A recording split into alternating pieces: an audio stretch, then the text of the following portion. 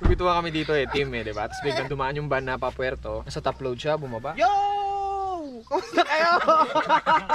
Anong pangalan mo? Christopher Mendoza Vasquez. Pang-artista. So ko lang siya ipakilala sa inyo kasi syempre kahapon nasumama siya bigla kahit ayaw namin. Ayaw naming mahirapan siya. Oo. Kasi isa rin siya sa mga naapektuhan dito. Oo, syempre. Si Pingas maasahan ito. Nakita ko naman kahapon talaga na maasahan O siya. pag sinabing pansit. Oh, Marami nga akong kaibigan eh. gusto mo rin kami maging kaibigan, Pingas? Siyempre naman. Tanong ko lang huwag kang maano Ano nangyari sa ngipin mo? Nabunot ko papapustiso sana. Sumabla yung pagbunot. Sino sumablay? Yung dentista, may nadala niya kasi. Ay, oo. Yung problema ni Pingas, masusolve na natin kasi tumawag ako sa barangay. Sabi sa akin ni Kagawad. Susunduin na.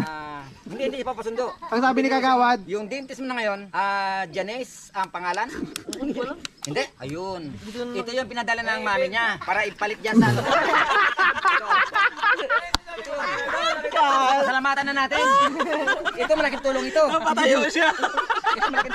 Malaking tulong ito. Ayaw ko na. Ito hindi ito joke.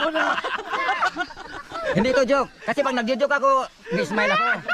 Totoo ito. Smile ako Malaking tulong ito. Kilala sa'yo, apat. Ito, tinanggal ko na. Binigay ko dun sa pinsan mo, kapitbahay ninyo. Kilala mo yan. Pero ito may may-ari na. Yung chewin mo. Yung chewin mo yung palabog.